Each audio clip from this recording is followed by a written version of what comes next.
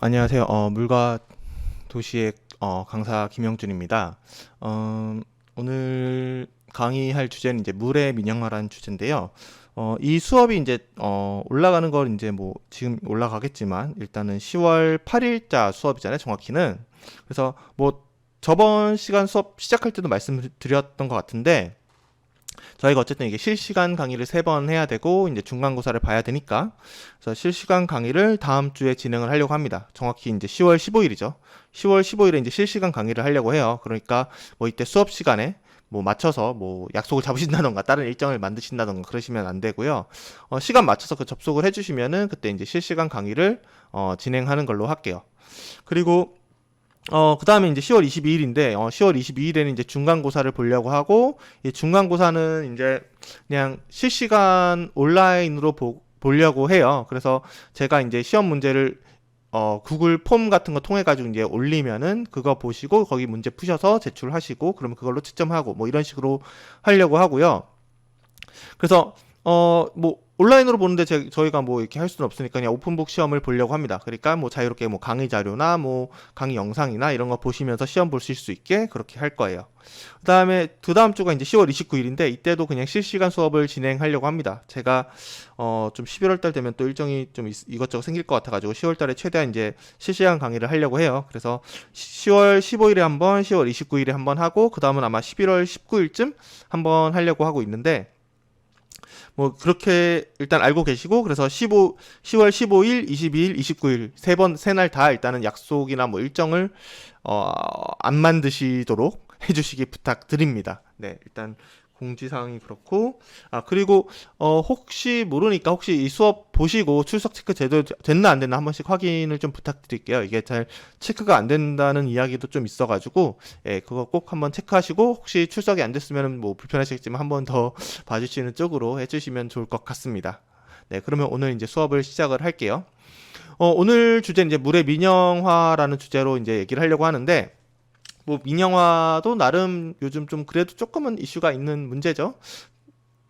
그리고 아무래도 이게 정치적인 진영 문제랑도 맞닿아 있어서 되게 얘기할까가 조심스러운데 뭐 그렇다고 제가 완전히 중립적으로 얘기할 수는 없는 노릇이니까 일단은 이 민영화에 대한 제 생각을 밝히고 그거를 감안해서 여러분들이 들어주시는 쪽이 좋을 것 같아요. 저는 일단 민영화에 대해서는 기본적으로 반대를 하는 사람이고 특히 수도 사업에 있어서 이 민영화 같은 경우는 절대 해서는 안 된다고 생각하는 사람이에요. 그래서 뭐 여러분이 저랑 의견이 같을 수도 있고 다를 수도 있죠. 그러니까 뭐 여러분이 뭐 저랑 혹시 만약에 의견이 같다, 뭐 물의 민영화에 대해서 반대하시는 입장이다 이러시면은 그래 저 인간 얘기 들어보니까 반대할 만하네 뭐라고 하실 수도 있고 아니면은 물의 민영화에 대해서 이제 찬성하시는 분이시면은 에이 저 인간이 뭐 저 아무튼 반대하는 놈들은 다들 쯧쯧쯧 맨날 같은 얘기나 앵무새처럼 하고 이렇게 반응하셔도 될 것 같아요. 어쨌든 뭐 제가 이걸 수업을 하고 또 이걸로 통해서 시험을 내야 되는 입장이니까 수업 같은 경우는 일단은 저는 어쨌든 민영화에 대해서 반대하는 입장이지만 최대한 중립적인 포지션에서 제가 생각하는 중립적인 포지션에서 얘기를 할 거고요. 그래서 그거를 감안하셔서 들어주셔야 되고 시험 같은 데서는 이런 거에 뭐 찬성하냐 반대하냐 이런 식의 문제는 내지 않을 거니까 그냥 강의 자료 기반으로 다 시험 문제를 낼 거니까요. 혹시 여러분이 저와 생각이 다르시더라도 에이 이 인간이 뭐 강의 자료 이렇게 적었으니까 얘 장단에 한번 맞춰주지 이런 식으로 문제를 풀어주시면은 예, 될 것 같습니다. 아이고 갑자기 예 아무튼 그런 식으로 할 거니까 그걸 감안해서 그냥 들어주시면 될 것 같고요. 그럼 수업을 좀 시작을 할게요. 예, 그래서 일단 시작하면서 이제 서론으로 다른 얘기, 재미있을 만한 얘기를 가져왔는데 미국에 이제 센트럴 플로리다 대학교라는 대학교가 있대요. 근데 여기서 이제 운동장을 하나 만든 거예요. 그다음에 운동장을 만든 다음에 이제 그냥 운동장 만들었습니다 하고 이게 행사하기 그러니까 이제 기념 경기를 하겠죠. 그래서 지역 라이벌 학교를 초청해 가지고 경기를 했대요. 그래서 2007년 9월 15일에 이제 신축 경기장에서 역사적인 첫 경기를 했는데 뭐 경기 결과에서 문제가 됐던 게 이 경기 도중에 이제 18명이나 구급차로 후송되고요. 60여 명 이상이 일사병으로 처치를 받았다고 합니다. 예, 심지어 이 경기도 졌어요. 그래서 왜 이렇게 사람들이 갑자기 실려가고 열사병 처리를 받고 하는 이유를 보니까 일단 이날 자체가 너무 더웠다고 합니다. 38도 육박하는 온도였다고 하고요. 좌석 수가 총 44,000개 정도 되는데 입장한 인원이 그러니까 엄청나게 많겠죠, 이렇게. 근데 여기 설치된 음수대 같은 경우도 전혀 없고, 심지어 사람들이 이제 들어갈 때 뭐 테러 위협이다 이러면서 보안 요원들이 물을 압수했대요. 그러니까 날은 더운데 이게 사람도 많고 날도 더운데 생수대가 없고, 생수 가져온 것도 못 가져오게 했고 음수대도 없다 보니까 매점에서 팔던 생수가 금방 동이 난 거예요. 매점에서 팔던 생수가 금방 동이 나니까 여러 사람들이 이제 날이 더운데 물을 마시지 못해서 막 쓰러져서 구급차로 호송되고 열사병으로 쓰러지고 이런 문제가 발생하게 된 거죠. 아마 이 운동장을 처음 지었을 때 이제 사람들이 회의를 이렇게 했을 거예요. 이제 뭐 운동장을 새로 지었는데 이제 뭘 할까? 이럴 때 뭐 좋은 서비스도 합시다, 뭐 이벤트도 합시다 했는데 어떤 사람이 음수 없애고 그냥 생수 팔아서 그걸로 돈이나 벌죠라고 한 거죠. 근데 이 사람이 이제 우수사원이 되고 이 의견이 그대로 반영이 된 거죠. 그래서 이 운동장을 이제 지을 때 어쨌든 돈이 많이 들었을 거잖아요. 이 돈을 든 걸 이제 회수를 해야 되니까 군의 매점 수익을 이제 증진 올리기 위해서 이제 음수대 설치를 전혀 안 했다고 합니다. 그래서 경기장 안에 있었던 유일한 물이 이제 군의 매점 안에 있는 3달러짜리 생수랑 화장실 물밖에 없었는데, 어쨌든 이러다 보니까 이제 경기 와중에 이제 물이 부족해지면서 여러 사람들이 이제 쓰러지고 이런 문제가 발생하게 된 거죠. 그래서 처음에 이제 이런 사건이 벌어지고 나서 대학에서는 한 병 우리가 무료로 제공하고 매점 내 생수 제공량 늘리겠다라고 발표하다가 이제 학생들이 워낙 이제 반대를 거세게 하니까 안 되겠다, 이제 경기장 내에 급수대를 설치하겠다라고 의견이 모아졌다고 해요. 어쨌든 이처럼 우리한테서 이제 마시는 물, 음용수 같은 경우는 굉장히 중요한 자원이죠. 그래서 뭐 하루 우리가 필요한 수분이 2리터라고 하고 뭐 전체 체중의 70%가 물이라고 하죠. 근데 뭐 요리 2리터는 이게 약간 과장됐다는 얘기도 있는데, 우리가 음식 먹고 이러면서도 다 이제 물을 섭취하잖아요. 그거 다 포함해서 2리터지 뭐 2리터들이 생수를 뭐 하루에 이게 마셔야 되고 이런 건 아니라고 해요. 그리고 전체 체중의 70%가 물인데, 이것도 많은 사람들이 오해하는 게 우리 몸의 70%가 물이 아니라 몸무게의 70%가 물인 거예요. 물 자체가 굉장히 무거운 물질이거든요. 그러니까 가끔 이게 몸이 진짜 액체가 70%다 약간 이렇게 생각하시는 분들이 있으신데, 몸무게의 70%가 물인 겁니다. 뭐 아무튼. 그리고 물 같은 경우는 우리 몸에 들어와서 뭐 여러 가지 작용을 한다고 해요. 뭐 우리 이제 음식 먹은 거에 소화를 돌고 뭐 찌꺼기를 배출하고 또 내장의 움직임을 좀 매끄럽게 해주고 그 다음에 체온을 조절할 수 있게 해주고 뭐 이런 여러 가지 우리 몸에 있어서 반드시 필요한 역할을 하고요. 그렇기 때문에 또 이제 우리 몸에 물이 없으면 여러 가지 증상이 나타나죠. 그래서 1%만 떨어져도 이제 갈증이 나다가 뭐 10% 떨어지면 근육경련이 일어나서 뭐 12%가 떨어지면은 사망까지 일어나게 되는 뭐 그런 우리 삶에 굉장히 중요한 요소죠. 이처럼 우리에게는 물이란 존재가 반드시 필요하고 없으면 안 되는 존재이기 때문에 이 물에 대해서 이제 누구나 쉽게 이용할 수 있도록 해야 된다는 의견들이 당연히 줄을 이루고 있어요.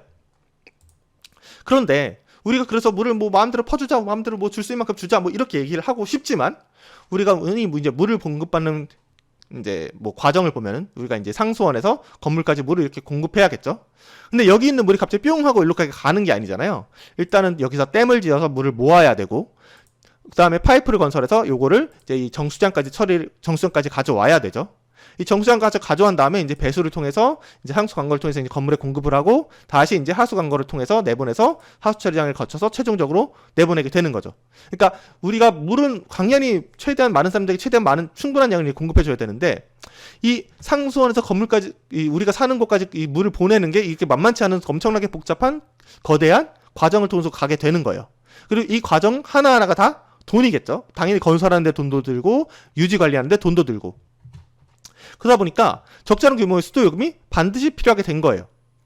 실제로 이제 민영화를 반대하는 이제 아르헨티나 어떤 사람이 이제 민영화를 하고 있는 비올레 맞나? 수에즈인가? 아무튼 그 사장한테 이제 항의를 했대요. 물은 신이 주신 선물이다. 어떻게 너네들이 돈 받고 물을 팔 수가 있느냐? 이렇게 얘기를 했을 때 그 사장이 맞습니다. 물은 신이 주신 선물이 맞죠. 근데 신이 파이프를 건설해 주는 걸 깜빡하셨네요. 이렇게 얘기를 했다고 해요. 이처럼 우리가 물을 공급받는 게 이 엄청나게 많은 돈이 드는 복잡한 과정이기 때문에 적절한 규모의 수도요금은 반드시 또 필요하다고 할 수 있을 것 같아요. 예, 그래서 이제부터 이제 물 이용 요금의 역사에 대해서 먼저 일단 말씀드리려고 하는데, 일단 이거에 대해서 이제 말씀드리기 앞서서 여러분들의 흥미를 돋구기 위해서 이제 아라비아 로렌스라고 이제 1962년에 나온 영화를 먼저 잠깐 보여드리려고 해요.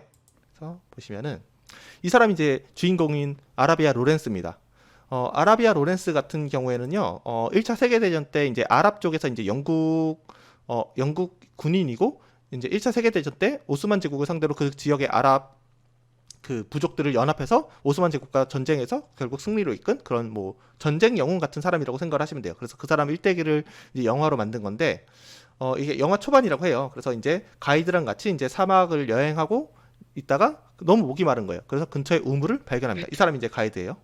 그래서 가이드에서 이제 우물에서 이제 물을 마셨는데 저 멀리서 이제 사람의 그림자가 이렇게 서서히 다가오죠. 그래서 근데 이제 이게 이제 우물이고요. 여기 있는 게. 그래서 서로 이제 눈치만 봅니다. 근데 이 사람이 말탄 주제에 엄청 낙타 차고 오는 주제에 엄청나게 이제 오래 걸려가지고 약간은 넘길게요. 예, 그래서 누구지 하고 이렇게 있다가 아직도 감을 못 잡죠. 그러다가 이 사람이 큰일 났다 하고 이제 총 꺼내려고 이제 하고 있는데 네, 이런 엑스트라는 꼭 총 한 방이면 죽죠. 쏴보지도 못하고.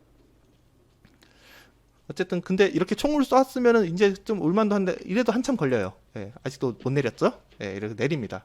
내려서 이제 잘 쐈는지 확인을 하고 네, 저는 죽었다. Yes. 그래 죽었다. Why? 왜 죽였냐? This is my well. 이것은 내 우물이다라고 얘기를 해요. I have drunk from it. 나도 마셨는데? 라고 You are 얘기하고 welcome. 너는 괜찮아? 라고 하는 거죠. 그러니까 이게 이제 영화 초반이고 이 두 사람이 결국 의기투합해서 이제 아랍 연맹을 만들어서 뭐 대충 싸우는 뭐 그런 내용인데 이렇게 아랍 지역의 물이 워낙 귀하다 보니까 우물마다 주인이 있죠. 우물마다 주인이 있어서 심지어 이 물을 마시기만 해도 이렇게 총으로 쏴서 죽여버리는 약간 이런 묘사를 한 영화라고 보시면 되는데 예, 실제로 과연 그랬을까요? 라는 얘기를 이 시간에 지금 타이밍에 해보려고 해요. 고대 물 관리 규칙이 있는데 여러 가지 고대 이제 사회들이 있고 다양한 규칙들이 있겠죠. 그래서 먼저 유대교 이런 뭐 메소포타미아 우르 지방 이쪽 유대교 보면은 기원전 3000년에 쓴 탈무드 후기 문서에서 보면은 물은 공유재산임을 명시하고 있다고 해요. 그래서 물은 신이 주신 것이기 때문에 이런 물을 판매하는 것 자체가 굉장히 신성모독, 신을 모욕하는 일이라고 하기로 합니다. 다만 물을 얻기 위해서는 이제 인간의 노동이 필요하기 때문에 함부로 사용해서는 안 된다고 규정을 하고 있는데 대신에 식수를 필요하는 사람에게는 공동체의 일원이든 아니든 최우선적으로 물을 제공했다고 해요. 비슷하게 이슬람교 같은 경우도 비슷한데 뭐 위치는 비슷하죠. 이슬람 법을 뜻하는 말 자체가 이제 아랍어로 샤리아라고 하는데 이 샤리아란 말 뜻 자체가 아랍어로 물로 가는 길이라는 뜻이라고 합니다. 그래서 물이 있으면은 이제 물을 사용하는 순서가 정해져 있는데 뭐 식수, 가정용수, 농업용수, 방목 순으로 이제 정해져 있고요. 공동체에서 이제 물을 쓰는 걸 원칙으로 하고 이쪽의 필요를 우선시했지만 식수를 필요한 사람에게는 무조건 우선순위를 제공했다고 해요. 특히 이제 물은 굉장히 이제 신이 내려주신 선물이기 때문에 이 물을 나누는 것 자체가 굉장히 신성한 의무로 간주되었다고 합니다. 그러니까 앞에 이제 영화는 우리가 흔히 이제 거기 살지 않는 사람으로서 생각을 했을 때 물이 귀하니까 물 갖고 싸우고 내 물에 손대면 함부로 막 이렇게 전쟁도 나고 이럴 거야라고 생각하기 쉬운데 실제로는 전혀 안 그랬다는 거예요. 실제로는 식수를 필요한 목마른 사람이 있으면 절대 지나치거나 뭐 총으로 쏴 죽이거나 하지 않고 이렇게 우선적으로 물을 제공했다는 거죠. 뭐 근데 이러한 것들이 뭐 유대교나 뭐 이슬람교 뭐 중앙아시아 지방에만 있었던 건 아니고요. 되게 전 세계 공통적으로 나타나는 특징입니다. 그래서 오스트레일리아 쪽 이제 보면은 이때 원주민들 보면은 이제 대부분의 수원이 이제 신성한 곳으로 간주가 됐고요. 강수량이 불규칙했기 때문에 이제 물을 함께 나누는 것이 이제 물 관리의 핵심 수단이었는데 일단 이 물 자체가 이제 공동체의 자원으로 엄격하게 관리됐지만 물을 요청하는 사람들에게는 언제나 물 마시는 것이 허용됐었다고 하고요. 아프리카 같은 경우도 보면은 토지 소유지에 따른 물 소유를 했다고 해요. 그러니까 이 땅이 내 땅이면 이 여기서 나는 물은 다 내 물인 거예요. 그리고 물을 마음대로 가져갈 수도 없고 물이 부족한 시기에는 물의 양도 제한이 됐고요. 하지만 이제 식수에 대한 접근이 금지되어서는 안 된다는 생각이 널리 공유되어 있었다고 합니다. 그래서 목마른 사람에게는 식수를 최우선적으로 제공하는 규칙이 이때에도 존재했었다고 합니다. 마지막으로 인도 같은 경우는 여러분도 잘 아시겠지만 그 카스트 제도라고 해가지고 굉장히 계급이 엄격한 제도잖아요. 그게 어느 정도로 엄격하냐면은 그 계급마다 쓰는 우물도 달랐대요. 그러니까 이 우물은 뭐 제일 위에 사람이 쓰는 거, 이 우물은 제일 밑에 사람만 쓰는 거, 이렇게 우물도 나눠져 있었대요. 근데 이게 다만 예외가 하나 있는데 그 예외가 식수를 필요할 때라고 합니다. 그러니까 식수가 필요할 때는 아무리 낮은 계급의 사람이라도 상류 계급의 수원에 접근하는 것이 허용이 됐었다고 해요. 그러니까 우리가 흔히 가지고 있는 편견으로는 되게 물이 엄격하게 갈려 있고 이건 식수에 있어도 예외가 없을 거라고 생각하기 쉬운데, 물 자체가 신성한 자원이기 때문에 되게 잘 공동체적으로 잘 관리가 되어 있었던 거는 맞지만, 식수를 필요한 사람에게는 항상 예외가 적용돼서 이 사람에게는 공동체의 일원이든 아니든 최우선적으로 물이 제공이 됐었던 거죠. 이걸 이제 뭐 좀 전문 용어로 어려운 말로 이제 목마름의 권리라고 합니다. 그리고 기본적으로 이제 식수 자체가 이제 값이 매겨진 상품으로 절대 취급되지 않았어요. 왜냐하면 이건 신이 주신 선물이기 때문에, 신이 주신 선물을 내가 돈 받고 팔면은 이 신을 모독하는 게 되기 때문에 이제 상품으로 간주되지 않았다고 합니다. 그러다가 이제 최초로 이제 수도요금이라는 게 등장한 곳이 이제 고대 로마 시대인데, 로마 시대 같은 경우에는 뭐 일단은 우리가 물을 이렇게 세 곳으로 나눠준다고 했잖아요. 근데 여기 보시는 공동 분수 같은 경우는 사람들이 이제 와서 양동이나 주전자로 물을 떠가는 곳이죠. 여기서는 기본적으로 물의 값을 받지 않았다고 해요. 그러니까 여기서 퍼가는 물값 자체는 무료였다고 합니다. 그러면은 어디가 이제 돈을 받았냐면은 여기 이제 귀족집이나 개인집, 뭐 산업용으로 가는 개인 파이프를 통해서 그 집으로 직접 연결되어 있는 그런 관 같은 경우에는 이제 백티칼이라고 이름 붙이는 특별한 물세를 받았던 거죠. 그래서 여기 같은 경우는 당시에 뭐 밸브나 뭐 수량계나 유량계 이런 게 없으니까 그 집으로 들어가는 관이 이제 크면은 물이 많이 가고 작으면은 물이 조금 갈 거잖아요. 그래서 그 관 크기에 따라서 물세를 부과했었다고 합니다. 그래서 그 거주지 안에 이제 이런 물 공급받는 분수가 있다, 이런 개인 수도가 있다, 이러면 되게 이제 부와 권력의 상징이었다고 하고요. 또 이런 게 워낙 편하니까 자기 집으로 몰래 이제 끌어들이는 이런 불법도 많이 성행했었다고 해요. 어쨌든 이렇게 물세를 받았으면 쓰는 곳이 있겠죠. 그래서 이 로마 상수도 지을 때 이렇게 엄청나게 큰 규모로 막 건물 왕창 짓고 이렇게 보수도 하고 이러잖아요. 근데 처음에 처음 설치할 때, 그러니까 도수관을 설치하는 것 같은 경우는 이제 황제의 자금이나 민간의 기부금 이런 걸 위주로 이제 설치를 했고요. 이렇게 이제 어쨌든 이 시설을 가만히 냅두면 스스로 낡아서 이제 무너질 거잖아요. 그래서 이렇게 유지 관리 보수가 필요한데, 이런 유지 관리 보수 같은 경우에는 앞에서 낸 부자들이 낸 수도세, 그 백티칼이라고 부르는 수도세를 통해서 이런 걸 유지 관리했다고 합니다. 그래서 일반 국민들 같은 경우에는 수도세를 전혀 내지 않았죠. 그러니까 밖에 있는 외부 분수에서 내가 물을 떠온다 이러면 이건 공짜고, 내 집에 안에 있는 분수나 뭐 수도꼭지에서 물을 쓴다 이러면은 돈을 내고, 약간 이렇게 구분을 하시면 될 것 같아요. 어쨌든 이러한 고대 로마의 전통이 그 이후로도 꾸준히 좀 내려왔었다고 해요. 그래서 이러한 관행이 이제 이탈리아 역사 전반에서 이제 다수 기록이 돼 있다고 하고요. 그래서 로마의 산마르코 성당에 이제 9세기 유물인 대리석 우물의 지붕을 보면은 문구가 써 있는데, 그 문구에 이 물을 팔려는 자는 저주를 받을 것이다라고 이렇게 적혀 있었다고 하고요. 또 베네치아 광장 같은 경우는 모든 광장에 거의 식수대가 설치돼 있어서 모든 사람들이 마실 물이 필요할 경우에는 언제든지 접근해서 마실 수 있도록 이렇게 제공을 하고 있다고 합니다. 다음으로 이제 상하수도 이제 민영화 등장 배경에 대해서 말씀드릴 건데, 앞서 말씀드렸듯이 수도 요금이란 게 뭐 없으면 물론 좋고 뭐 안 받으면 제일 좋지만, 뭐 시설이 대규모가 되면서 어쩔 수 없이 이제 수도 요금이 시설 유지 관리를 위해서는 필요한 그 부분이 있어요. 그래서 뭐 로마 시대에 이제 최초로 이제 수도 요금이 등장하기도 했었던 거죠. 그래서 현재도 여러분들 다 이제 물 쓰시는 것만큼 이제 수도 요금을 내고 계실 텐데, 그 수도 요금 낼 때 여러분들 뭐 그게 많다 적다라고 여러분 뭐 각자 이게 생각은 다르겠지만, 이게 운영하는 입장에서 보면은 수도 요금 현실화율이 굉장히 떨어지고 있다고 해요. 그러니까 수도 요금 현실화율이 어떤 거냐면은, 물 생산하는데 100원 드는데 수도 요금을 얼마를 받냐, 이걸 현실화율이라고 합니다. 그래서 이 기록을 보면은 이게 70%, 80%뭐 했다가 지금 다시 70%로 떨어지고, 2010년도 좀 옛날 자료지만 이런 것처럼 실제 수도 요금의 생산 비용보다 더 적은 양의 요금을 받고 있다고 해요. 그래서 이건 표로 나타낸 건데 2015년도 자료인데, 요금은 톤당 683.4원을 받고 있는데 생산 원가는 톤당 881.7원이라고 합니다. 그러니까 얘는 팔 때마다 수돗물 팔 때마다 이제 손해를 보면서 팔고 있는 거죠. 그래서 현실화율이 2015년 기준으로 한 77.5%라고 하는데, 이처럼 수돗물을 팔 때마다 이렇게 손해를 보고 수도 요금을 뭐 팔아서 얘로 돈을 번 다음에 이걸로 이제 뭐 어떻게 뭐 관을 다시 뭐 한다던가 이런 유지 관리 보수가 해야 되는데, 아니면 시설을 확장한다던가 해야 되는데, 이런 것들이 전혀 지금 불가능한 그런 구조라는 거죠. 뭐 간단히 얘기해서 저번 시간에 이제 관 깨끗하게 하려면 관을 세척하거나 뭐 노후관을 교체하거나 이래야 뭐 녹물도 안 나오고 수도관도 깨끗하게 유지되고 뭐 이런 얘기를 저번 시간에 해드렸는데, 돈이 없으니까 그냥 이런 걸 못하게 되는 거예요. 이런 게 잘 안 되니까 우리의 수돗물 질이 점점 떨어지고 뭐 수돗물에 대한 불신을 갖게 되고 이런 문제가 발생하게 되겠죠. 그래서 버티다 결국 서울시 같은 경우에는 수도요금을 올리기로 결정을 했다고 해요. 그래서 올해 이제 5월 기사인데 서울시 수도요금이 이제 3년간 앞으로 40% 정도 올라갈 예정이라고 합니다. 근데 이것도 이제 9년 만에 올라간 거라고 해요. 그래서 2021년인 올해는 4.4%, 내년에는 16.1%, 23년에는 14.2% 이렇게 각각 인상돼서 4인 가구 기준으로 월 720원 정도가 추가적으로 부담될 거다. 뭐 이런 식으로 얘기를 하고 있어요. 뭐 이거에 대해서는 여러분들 뭐 찬성하시는 분도 있고 반대하시는 분도 있을 수 있는데 뭐 저 같은 경우는 뭐 이제 뭐 어느 정도 이게 현실화가 필요하다는 입장이라서 이제 찬성하는 입장이고, 반면에 이제 반대하시는 분들은 이런 요금이 오르면 이제 가난한 사람들이 물을 쓰기가 어려워진다. 그래서 반대한다라고 이제 하실 수도 있을 것 같아요. 뭐 어쨌든 일단은 올리기로 결정이 된 모양입니다. 이 기사도 나오는 거 보니까. 어쨌든 우리나라가 이것도 지금 9년 만에 올린 거라고 하고, 이렇게 수도요금 서울시만 올린 거거든요. 이것도 전국적으로 올린 것도 아니고. 어쨌든 이 수도요금을 올리는 게 굉장히 이제 우리나라에서는 굉장히 어려운 일로 이렇게 이루어지고 있는데, 수도요금을 이제 왜 못 올리는가를 생각해 보면은 이 수도요금을 어디서 정하는지를 우리가 알면은 왜 못 올리는지를 알 수 있어요.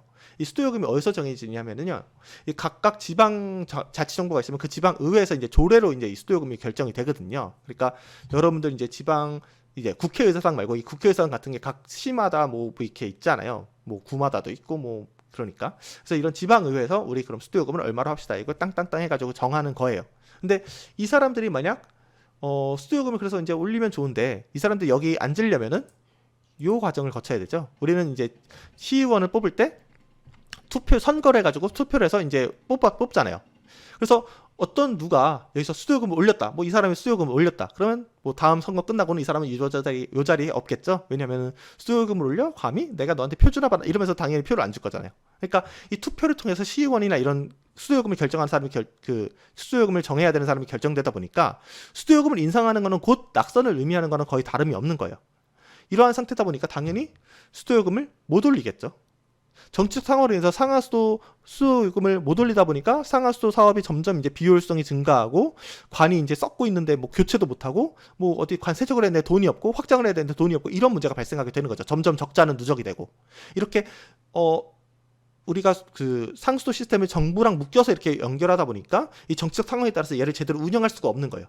이렇게 운영하지 못하고 비효율성이 증가하기 때문에 수도 사업에서 민영화가 필요하다라고 이제 민영화를 주장하시는 분들은 이러한 근거를 들어서 이제 민영화 필요성을 이제 이야기를 하시죠. 그럼 일단 우리가 민영화가 뭔지부터 이렇게 보면요. 일단 좁은 의미로는 정부가 운영하던 공기업을 민간에 넘겨주는 거를 이제 민영화라고 합니다. 뭐 정부에서 어떤 이거는 뭐 예시는 이따가 들으면 되겠다. 다만 이제 이걸 좀 더 넓은 의미로 보시면은 정부가 갖고 있던 뭐 자산이나 정부가 운영하던 서비스 기능을 이제 민간에게 이양하는 것 모두를 포함해서 이제 민영화라고 보통 얘기를 하죠. 그래서 몇 가지 이제 사례를 말씀드릴 건데, 여러분들이 이제 KT 다들 아시죠? KT 다들 아실 텐데, 이 KT도 원래는 이제 대한민국 최신부라고 약간 우체국과 같은 부서였어요. 이 그러니까 정부에서 이제 그 처음에 이제 통신망이나 이런 전기망이나 이런 걸 깔기가 너무 민간 기업에서 깔기는 워낙 돈이 많이 들고 힘드니까 정부에서 돈을 들여서 그런 걸 다 설치를 했거든요. 그래서 처음에 정부 소속이었습니다. 이 정부 소속이었던 거를 공사를 만들어요. 그래서 한국전기통신공사라는 걸 그다음에 만들었다가 이제 이거를 민영화시키면서 이제 한국통신이 되고, 이제 그게 현재 KT가 된 거예요. 그래서 옛날에는 전화 같은 경우에는 무조건 이제 한국통신 전화만 쓸 수 있었는데, 이제는 뭐 LG 거를 쓸 건지, 뭐 SKT를 쓸 건지, 뭐 KT 거를 쓸 건지 우리가 선택을 할 수가 있죠. 이렇게 그 민영화를 통해서 원래는 이제 정부가 독점적으로 하는 거를 경쟁 체제로 도입한 사례라고 보시면 될 것 같아요. 그래서 정부가 갖고 있던 서비스를 이렇게 민간에 이양한 과정이라고 보시면 될 것 같아요.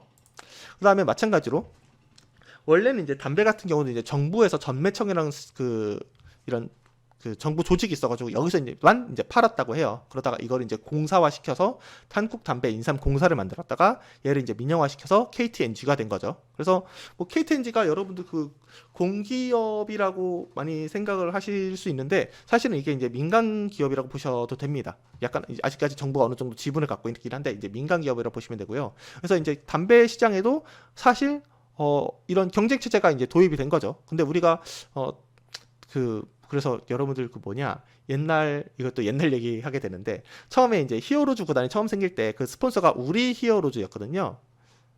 예, 근데 그 우리가 이제 아마 담배 회사, 새로 생긴 담배 회사 그거였을 거예요. 근데 담배 회사 자체가 망하면서 이제 뭔가 애매해졌는데 어쨌든 이런 것도 이제 민영화 사례가 있고 또 이건 유명한데 이제 포항종합제철 주식회사였다가 이게 이제 지금의 포스코가 됐죠. 포항제철 같은 경우에도 이제 정부가 원래 만들었던 공기업이었는데 이제 이게 민간에 이제 이양을 하면서 이제 포스코 같은 기업이 된 거죠. 이렇게 정부가 원래 갖고 있던 이제 공기업이나 서비스를 민간에 이양하고 민간에서 이거를 운영해서 경쟁 체제를 도입하고 좀 더 효율성이 올라가고 이런 것들을 다 이제 민영화라고 합니다. 그래서 민영화 등장 배경을 보면은 이게 최초 이제 본격적으로 얘기가 된 거는 이제 영국이거든요. 1970년대 영국 경제가 이제 침체가 됩니다. 그러면서 흔히 이제 뭐 경제가 병에 들었다 그래가지고 영국병이라고 보통 얘기를 하는데 영국 그때 당시 영국 시스템 경제 시스템 자체가 굉장히 비용은 높은데 효율은 낮은 그런 산업 구조를 가졌었다고 해요. 특히 이 산발적인 노조가 이제 파업을 자주 벌였는데 지금 우리나라 같은 경우는 노조가 이제 한국노총이랑 민주노총 이렇게 한 두 개 정도가 이제 메인이 있어서 정부가 뭐 노조가 파업한다 그러면 걔네 두 단체랑 이렇게 막 협상하고 이렇게 얘기를 하잖아요. 근데 당시 영국에는 그런 대표적인 노조 단체가 없다 보니까 노조가 너무 많은 거예요. 이 노조가 너무 많다 보니까 정부가 얘네들이랑 다 협상을 할 수 없고 뭐 9명이랑 협상해도 한 명 파업하면은 뭐 그때 파업도 터지는 거니까 아무튼 이런 식으로 해서 굉장히 노조가 잦은 파업을 하다 보니까 비용은 올라가고 효율이 낮아지고 뭐 이런 산업 구조가 있었고요. 또 비슷하게 같은 문제로 이제 과도하게 복지가 너무 과도했다 이런 얘기도 하는데 당시에 이제 영국에서 이제 복지의 그 기본 원칙 자체가 이제 요람에서 무덤까지였다고 해요. 그래서 여러 가지 이제 뭐 각종 복지 정책이 많았는데 그 복지라는 게 어쨌든 이게 사람들이 어려운 상태에 빠지면은 이 사람들에게 이제 다시 일어설 수 있도록 하는 게 주요 목적이잖아요. 그러니까 내가 뭐 실패해서 하더라도 이런 복지를 통해서 다시 내가 힘을 얻고 어느 정도 기본적인 삶을 유지하면서 다시 이제 일어서고 약간 이런 게 이제 주요 목적이 돼야 되는데 이 복지가 너무 과도해지다 보니까 사람들이 이제 나 이대로 살아도 괜찮은데 이거 실업급여만 먹고 살아도 내가 살만하네 그래서 뭐 당시에 이제 직장을 좀 다니다가 그만두고 뭐 실업급여 받다가 또 실업급여 끝날 쯤에 또 좀 다니다가 다시 그만두고 실업급여 받고 뭐 이런 사람들까지 있었다고 해요. 그러다 보니까 당시에 이제 경제적으로 굉장히 활력이 많이 떨어진 그런 상태였다고 하죠. 더군다나 이제 외부적으로는 이제 제일 처음 오일 쇼크가 터지면서 전체적으로 사회 전체적으로 그 경제는 침체되고 있는데 물가는 올라가는 뭐 이런 문제가 발생나고요. 그래서 결정적으로 IMF에 이제 구제금융까지 신청을 하게 됩니다. 어쨌든 이렇게 영국 경제가 굉장히 어려운 상태에서 이걸 이제 해결하기 위해서 이거는 이제 당시에 이제 노조가 파업하는 뭐 그런 모습이고요. 엄청나게 뭐 열심히 파업을 하고 계시죠. 특히 이때 당시에 광산 노조가 특히 파업이 심했다고 하는데 앞서 아까 말씀드렸듯이 오일 쇼크가 나니까 기름을 더 이상 수입 못하고 그러다 보니까 석탄 생산을 더 늘려야 되잖아요. 그래서 오일 쇼크가 나서 석탄 업체가 또 이제 돈을 많이 벌기 시작하니까 이제 여러 이제 노동자분들이 너네만 돈 버냐 해가지고 우리 임금을 30% 올려달라 그러고 이제 당시 시위했던 모습이라고 합니다. 어쨌든 이런 식으로 사회적으로 활력이 떨어지고 경제가 어려워지니까 이걸 해결하기 위해서 짜잔하고 어떤 굉장히 유명한 인물이 등장을 하죠. 이제 마가렛 대처라고 이제 철의 여인으로 불리고 있는 그런 영국 수상인데 어쨌든 이때 당시 이제 노조가 너무 심하게 그 파업을 하다 보니까 당시 굉장히 여론이 안 좋았다고 해요. 그리고 노동당이 이거를 해결하기 위해서 집권했는데 사실상 뭐 실패를 합니다. 그래서 이제 보수당으로 이제 정권이 넘어가게 되죠. 그래서 어쨌든 그때 이제 보수당 수당이 이제 마가렛 대처인데 이 사람이 이제 신자유주의를 적극적으로 도입하면서 이러한 것들을 하나하나 깨나가기 시작하고 이런 걸 이제 대처리즘이라고 보통 부르기도 해요. 그래서 신자유주의를 이제 도입하게 되고요. 저비용 고효율 시장 구조를 이제 전환하기 위해서 시장 경제 원리를 중시하기 시작을 합니다. 그래서 재정 지출을 삭감하고 그러니까 각종 복지 혜택을 삭감했다는 거예요. 그리고 공기업을 이제 민영화시키고 규제를 완화하고 법적으로 노조 활동을 아예 억압을 해버려. 그러니까 노조 활동을 못하게 만들어버려 법적으로. 그래서 결과적으로 이제 영국 경제가 회복하게 되는 다시 활력이 돌아오게 되는 그런 결과를 얻었는데 그래서 이러한 것과 당시 이제 미국 대통령이 이제 레이건 대통령이 이 사람도 이제 신자유주의 신봉자였거든요. 그래서 이때를 중심으로 해서 이제 신자유주의가 다시 힘을 얻게 되고 그러한 것의 영향이 지금까지 오고 있다고 생각을 하시면 될 것 같아요. 갑자기 경제 쪽을 너무 말씀드렸는데 일단 저도 이렇게 수박 겉핥기 식으로 공부하면서 이제 말씀드리는 거라서 뭐 자세한 내용은 이게 경제를 전문적으로 하시는 분들께 물어보시면 될 것 같고요. 어쨌든 이러한 것을 계기로 해서 전 세계 이제 경제 패러다임의 전환이 시작됩니다. 그 전에는 이제 정부가 돈을 팡팡 많이 써가지고 경제를 살려야 된다는 주의였으면 이제는 정부가 돈을 쓰지 말아서 시장에 다 맡겨야 경제가 살아난다 이런 주의로 바뀐 거예요. 그래서 이런 걸 이제 신자유주의라고 이제 부르기 시작하고 이런 신자유주의의 뭐 주요한 정책 중 하나가 이제 공기업의 민영화였거든요. 그래서 전 세계적으로 공기업을 민영화시켜야 된다 이런 민영화 바람이 불기 시작을 해요. 그래서 민영화 같은 경우는 이제 장점이 뭐 여러 가지가 있는데 일단 민영화를 하는 경우에 기업이 이제 적극적인 경영을 이제 유도하게 되고 기업 간 서비스 경쟁을 통해서 상대적으로 질 높은 재화나 서비스를 제공받게 되죠. 그리고 공기업 경영자들이 안이하고 방만한 경영을 방지하고 또 정치적인 문제로부터 자유로울 수 있는 그런 장점을 가지고 있다고 해요. 그래서 뭐 우리나라 같은 경우도 이제 이거는 이제 1995년도 옛날 기사인데 한국통신이 이제 아직까지 정부의 입김이 많이 세고 이제 제대로 민영화가 안 됐을 때 이 운영을 너무 방만하게 해가지고 뭐 무능한 경영이 너무 심각하다, 이 예산 낭비가 심하다 이렇게 감사원에서 이제 지적을 한 그런 기사도 있고요. 그다음에 광물공사 같은 경우는 이제 현재까지 이제 문제가 되고 있는 건데 뭐 부채가 6조 6,517억 원, 예, 해외 자원 개발을 너무 크게 실패해가지고 이런 엄청나게 빚을 떠안고 있다라고 이제 얘기를 하고 있죠. 물론 뭐 이거를 공격할 때 많은 사람들이 그때 당시 뭐 대통령의 입김이 뭐 해서 뭐 이명박 전 대통령이 이건 잘못한 거지 뭐 얘네들 이게 아니다라고 뭐 얘기하실 수도 있는데, 민영화를 찬성하시는 분들 입장에서는 애초에 이게 공사가 아니었으면, 민영화가 된 민간 회사였으면은 이런 정치적인 문제로부터 영향을 받을 리가 없지 않냐, 그러면 이런 부채가 생길 리도 없지 않냐, 이런 식으로 얘기를 하는 거죠. 마찬가지로 민간에서면 부채가 6조 6천 이건데 민간에서면 이거를 하겠냐, 이거 해봤자 이제 정부가 세금으로 떼어주니까 그거에 대해서 안심하고 이렇게 운영을 방만하게 하는 거 아니냐, 이런 식으로 이제 공격을 하는 거죠. 그러니까 정치적 문제 이전에 민영화가 를 하지 않은 문제다, 뭐 공기업의 문제다, 이렇게 이제 접근하는 거고, 또 비슷한 문제가 반대 상황인데 KTNG 같은 경우에는 이제 민영화를 했잖아요. 민영화를 해가지고 이제 경쟁 체제가 도입하고 이제 민간을 참여하게 하다 보니까 해외 실적이 이제 크게 상승하고 있다고 해요. 그래서 이게 앞으로도 점점 이제 상승할 추세라고 해서 민영화라면 이렇게 경쟁력이 올라간다, 기업 자체가 좋아진다라고 이렇게 민영화를 찬성하시는 분들은 민영화의 장점 중 하나로 이렇게 예시를 들면서 얘기를 하시는 거죠. 뭐 비슷한 사례는 이제 포스코 같은 경우도 이제 민영화 이후에 이제 계속 발전하고 있다, 뭐 이런 얘기도 많이 합니다. 반면에 민영화의 이제 단점이 있겠죠. 민영화 같은 경우 기업을 운영할 때 기업의 원래 목적은 이제 이윤을 추구하는 거잖아요. 그러니까 당연히 원래 목적보다 이윤 추구가 앞서게 돼요. 그러다 보니까 제품이나 서비스의 비용이 상승이 우려가 되는 거죠. 그러니까 쉽게 말해서 가격이 비싸지는 이런 문제가 민영화를 하면은 발생할 수 있다는 거예요. 그리고 민영화가 반드시 품질 증가로 이어진다는 보장이 없다는 것도 하나의 문제라고 볼 수 있습니다. 뭐 예를 들어서 이건 외국 사례긴 한데, 호주에서 이제 민영화 응호했던 뭐 30년 동안 민영화했던 사람이 이제 가격이 오르고 경제에 악영향이 생긴다, 이렇게 이제 민영화에서 반대하는 입장으로 돌아섰다, 뭐 이런 기사도 있고요.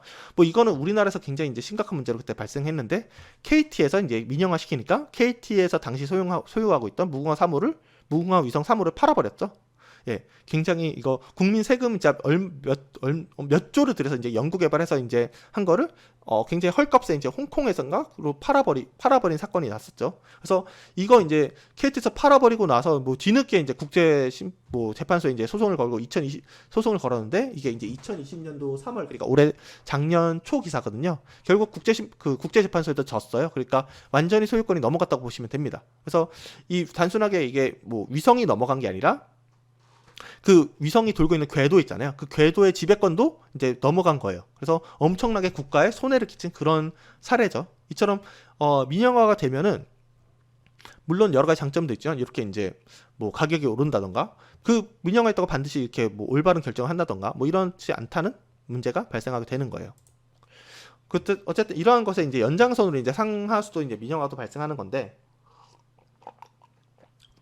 일단 뭐 상하수도 민영화 같은 경우는 이제 수도 공급이나 위생시설 설치 및 운영에 있어서 이제 민간을 참여시키는 거를 이제 상하수도 민영화라고 하겠죠. 이거의 등장 배경 자체가 이제 더블린 선언이라고 1992년에 이제 아일랜드 수도가 이제 더블린이거든요.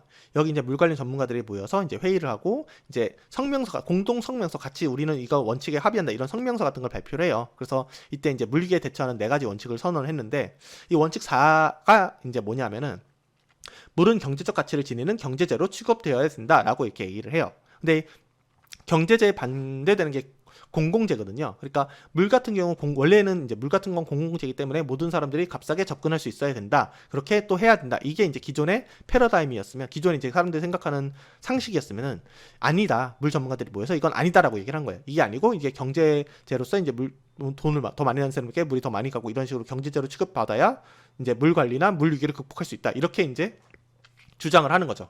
어쨌든 이 경제재로 취급돼야 된다는 이제 원칙이 선언되고 나서 물 민영화가 이제 물 민영화를 이제 정당화해주는 이제 근거가 생기게 되고, 이로 인해서 민영화가 가속화되게 되는 결과를 불러왔다고 해요. 그래서 이 성명 이후에 이제 물 서비스 시장은 2억 2,500억 달러를 넘기고 해마다 한 6% 정도 증가했다고 추정을 하고 있습니다. 그래서 이러한 것들이 이제 주로 이제 영향을 끼치고 있는 게 지금 개발도상국이랑 우리나라랑 양쪽 다 끼치고 있죠.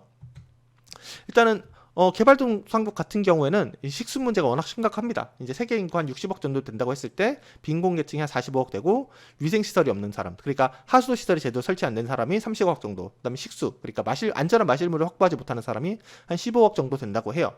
그리고 수인성 질병으로 사망하는 사람이 매년 한 400만 정도 된다고 하고요. 반면에 이제 개발도상국 같은 경우에는 돈이 없잖아요. 그래서 투자되는 상하수도 비용이 1인당 한 5달러 정도에 불과하다고 합니다. 어쨌든 이런 개발도상국 내 이제 도시 성장으로 해서 사람들이 점점 더 도시에 몰려들기 때문에 도시 내 이제 물 문제는 더욱 심각해질 것이라고 예상을 하는 중이죠.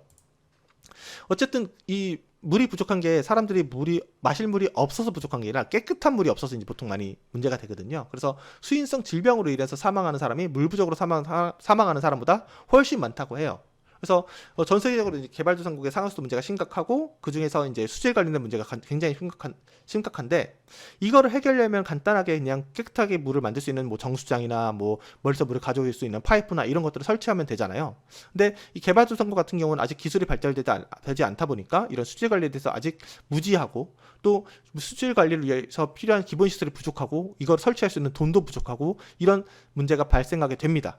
어쨌든 우리가 수질을 깨끗하게 해주려면 돈이 많이 필요한데 이 초기 투자해야 되는 돈을 이제 개발도상국에서 낼 수가 없으니까 이 부분에 이제 민간을 끌어들여서 민영화를 통해서 이런 문제를 해결하자 하면서 이제 민영화가 이제 개발도상국을 중심으로 해서 널리 퍼지게 되죠.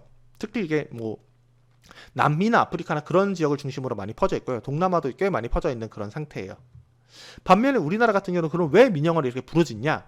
이렇게 보면 이제 물산업 경쟁력 강화랑 연결되어 있는데 어쨌든 세계 물시장 전망을 보면 계속 우리가 상승할 거라고 얘기를 하잖아요. 근데 그 중에서 가장 많은 비율을 차지하는 게 이 상수랑 하수죠.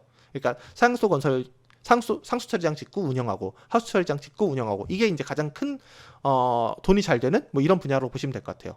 근데 이 부분에 있어서 세계 1위 기업과 2위 기업이 어디냐면은 그 베올리아랑 수에즈랑 기업이 이제 물 관련 전문 기업이에요. 이 두 기업이 이제 이 관련해서 세계 1등, 세계 2등을 먹고 있는 그런 기업인데 특이한 거는 이 두 기업이 다 이제 프랑스 기업이거든요.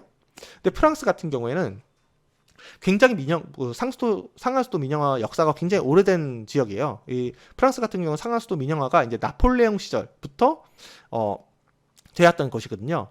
그래서 민영화를 했기 때문에 이제 얘가 이제 물산업 강국이 되고 이렇게 해서 세계적인 물회사가 나왔다. 따라서 우리나라도 물산업 경쟁력을 키우기 위해서는 민영화가 필요하다. 그래서 수자원공사를 민영화시키자. 뭐 이런 식으로 이제 사람들이 주장을 하는 거죠.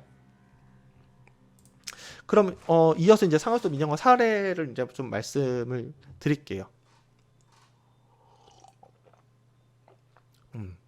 먼저 이제 첫 번째로 상하수도 민영화에 앞서서 약간 배경 설명을 조금 하려고 하는데 역사 얘기를 함에 있어서 여러분들 이제 뭐 콜럼버스가 이제 배 타고 뭐 서쪽으로 열심히 가가지고 미국 신대륙을 이제 발견했잖아요. 물론 뭐 유럽 사람들 입장에서는 신대륙이었지만 어쨌든 이 신대륙에서 이제 그 간 게 이제 향신료를 찾아서 간 거였는데 실제로 뭐 그 안에서 이제 뭐 금도 찾고 은도 찾고 여러 가지를 찾았다고 하죠. 근데 초기 신대륙을 발견했을 때 제일 돈이 됐던 건 의외로 비버였다고 해요.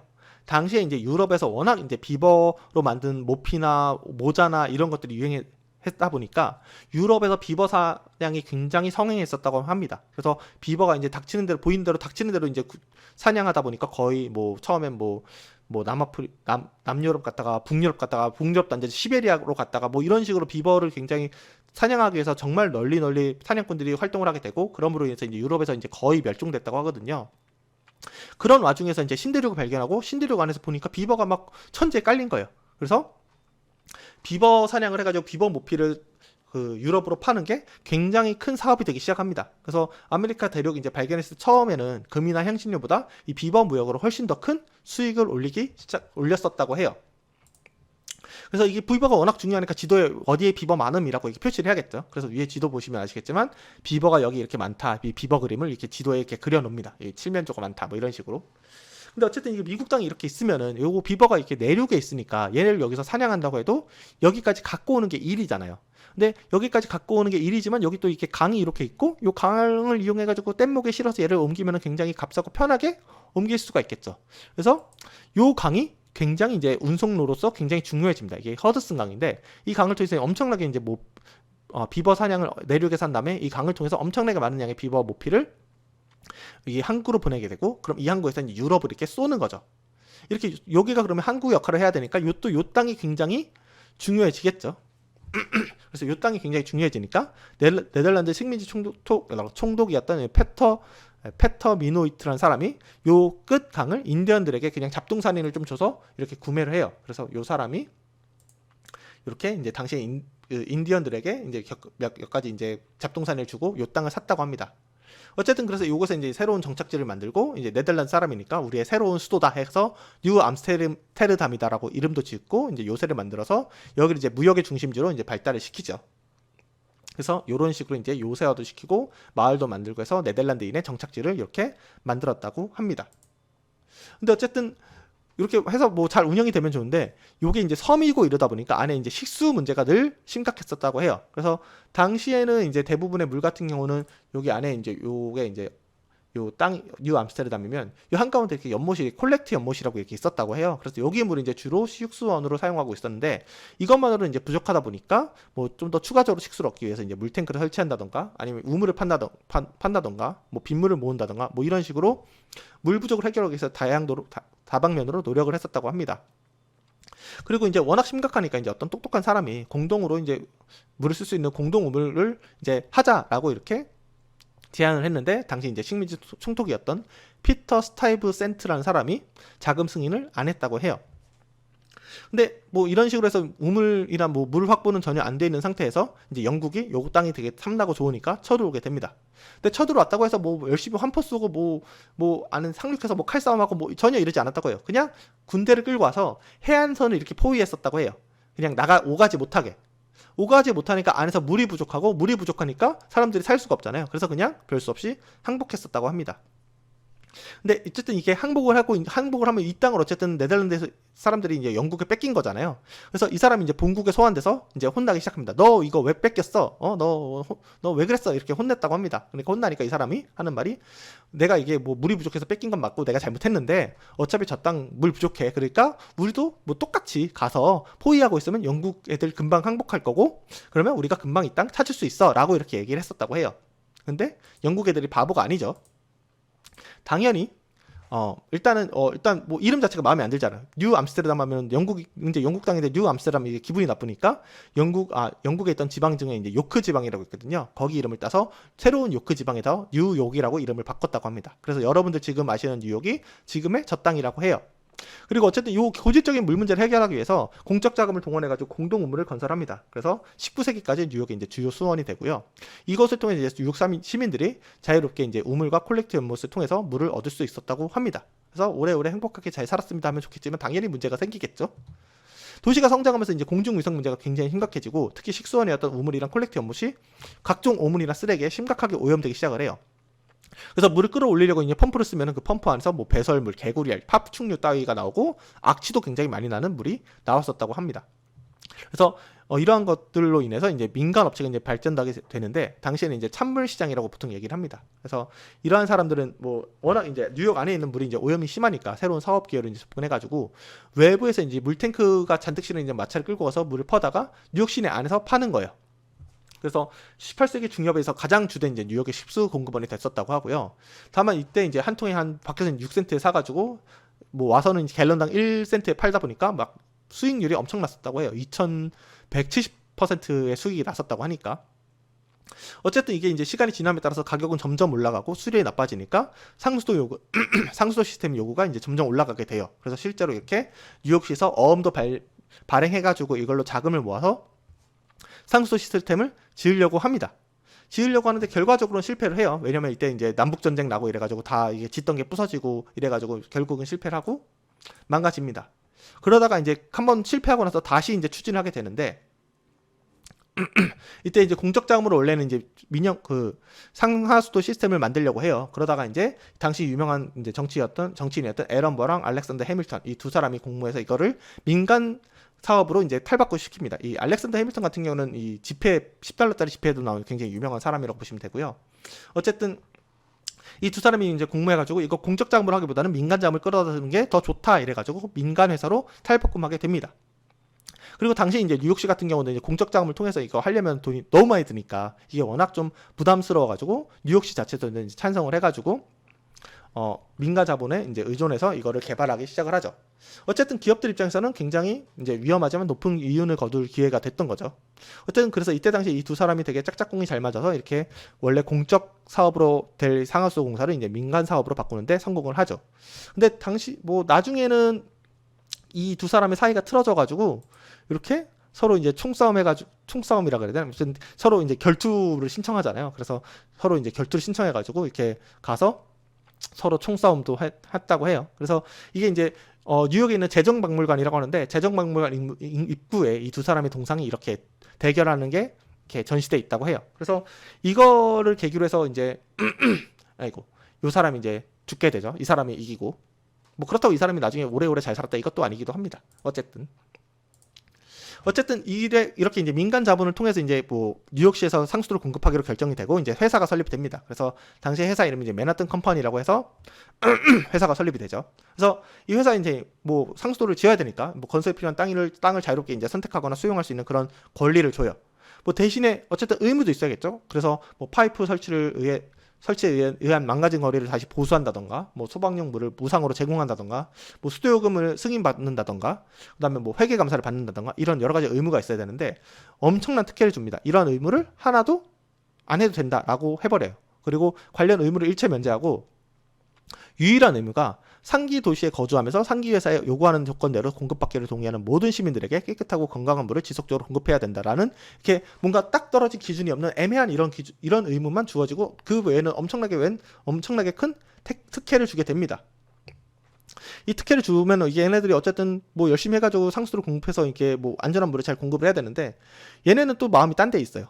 이 맨하튼 컴퍼니를 처음에 만들면서 이제 자본금을 한 200만 달러를 조성해서 이걸로 상수도관 깔고 깨끗한 물 끌어오고 약간 이런 거 하라고 이제 돈을 마련해 줬더니 하라는 상수도는 10%만 겨우 투자를 합니다. 그러니까 뭐 잘 될 리가 없겠죠. 기존에 쓰던 그 콜렉트 우물 되게 더럽고 오염됐다고 했잖아요. 그냥 거기서 물 끌어오는 파이프 한 37km만 설치하고 당연히 나머지는 안 해요. 그러다 보니까 뭐 수질에 대한 불만이 당연히 시민들이 많았지만 뭐 다 이제 그러던가 말던가 하고 독점권 유지하면서 이제 찬물 시장들 다 이렇게 쫓아내고 뭐 이런 식으로 독점권을 갖고 제대로 사업도 안 하고 이렇게 하고 있었던 거죠. 근데 어쨌든 10%만 투자했으면 나머지 90%가 어디 갔을 거 아니에요. 이 90%를 수익성 좋은 금융업에 투자를 합니다. 그러니까 뭐 지금 말로 따지면 뭐 상수도 설치하라고 돈 줬더니 상수도 설치는 10% 하고 나머지는 다 주식 샀다고 뭐 생각을 하시면 될 것 같아요. 어쨌든 얘네들이 이제 계속 이런 식으로 운영을 하다가 시간이 지나면서 이제 물회사는 그냥 파산시키고 체이스 맨하튼 은행으로 이제 거듭납니다. 그러면서 현재 JP 모건 체이스 은행이 이거의 모태가 돼요. 그래서 뭐 원래는 이게 상수도를 해야 되는데 얘네들이 이제 은행을 하기 시작하다가 지금은 이렇게 거대 은행이 돼서 굉장히 지금 거대한 은행이고요. 가끔 여러분들 뉴스 보시면 뭐 모건 체이스 은행에서 뭐 향후 전망을 어둡게 했다, 뭐가 오를 것이다, 뭐가 내릴 것이다 이런 의견을 냈다, 뭐 이런 기사도 가끔 나오는데 그 은행이 요 은행이라고 보시면 됩니다. 어쨌든 뭐 얘네들은 성공했지만 뉴욕의 상수도 시스템은 망했죠. 그와 동시에 이제 반면에 이제 필라델피아에서는 반대로 이제 일이 일어나는데 벤자민 프랭클린이라는 사람이 있어요. 이 사람도 이제 뭐 아까 지폐 100달러짜리 나왔던 지폐고 이 사람이 뭐로 유명하냐면은 이게 미국이랑 영국이랑 이제 독립전쟁 할 때 이 사람이 이제 프랑스에 이제 특사로 파견돼서 프랑스 너네가 우리 도와줘야 된다 이렇게 설득해가지고 끌어온 걸로 이제 유명한 그런 사람이고 또 이 사람이 아마 피레침 발명한 사람일 거예요. 어쨌든 유명한 사람인데 이 사람이 죽으면서 유언을 남겼는데 유언이 다음과 같다고 합니다. 오래된 모든 도시들에서 이제 볼 수 있는 것처럼 시의 지면이 빌딩과 포장도로로 덮이게 되면 빗물이 땅속으로 흡수되어 샘을 맑게 재생시키는 작용이 크게 차단되기 때문에 우물의 물이 점차 나빠질 수밖에 없고 때로는 사용하기에 부적당해질 수밖에 없다는 점을 고려할 때 저는 늦어도 이 세기가 끝날 즈음에는 파이프를 이용해 위사히 콘크리트의 물을 시로 끌어들여 주민들에게 공급하는데 10만 파운드의 일부를 사용하라고 시 자치단체에 권하는 바입니다. 이 크리크의 수면이 우리 시의 수면보다 훨씬 높고 뚝을 쌓아 더 높게 만들 수도 있기 때문에 이것은 큰 어려움 없이 할 수 있을 것이라고 생각합니다. 뭐 이런 식으로 유언을 남겼다고 해요. 뭐 당연히 처음에는 이제 우리가 얘 유산으로 이렇게 받은 거 딴 데 쓰지 뭐하러 거기다 써라고 했다가 그 필라델피아 시안에 이제 황열병이 유행하게 되니까 황급히 이를 실행하게 됐고요. 그래서 1801년에 이제 완공되고 이로 인해서 주민들이 깨끗한 공공용수를 공급받을 수 있게 되었다고 합니다. 이를 통해서 이제 필라델피아는 향후 몇십 년 동안 미국 내에서 전염병들의 상당 부분을 이제 피할 수가 있었죠. 잠깐 에어컨을 켜야겠네요. 왜 이렇게 덥지?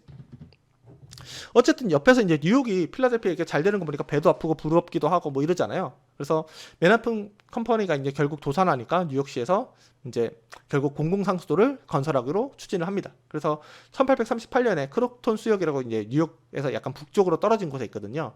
거기 있는 땅을 이제 사가지고 한 65km의 파이프를 건설해서 매일 이제 물을 공급해서 이제 센트럴 파크에 있는 저수조로 물을 공급하는 그런 공사를 했었다고 해요. 그래서 이 센트럴 파크에서 나온 이제 분수를 통해서 물을 공급하는데 이 분수에서 물을 이제 무료로 떠갈 수 있게 뉴욕 사람들이 뭐 이런 식으로 했다고 하고요. 그때 워낙 뉴욕시에서 이제 많은 사람들이 수건 사업이었나 봐요. 그래서 이제 막 이거 하는 동안 그 물 처음 터진 날 이제 뭐 이렇게 축제도 열고 뭐 어떤 작곡가는 이걸 기념하는 노래도 만들고 뭐 이랬었다고 합니다. 하지만 이제 뭐 직접 집으로 연결되는 파이프 같은 경우에는 이제 돈을 받았었다고 합니다. 네, 지금까지는 뭐 좀 옛날에 이제 뉴욕시에서 이제 민영화가 됐다가 다시 공영화가 된 뭐 그런 사례를 이제 설명을 드렸고요.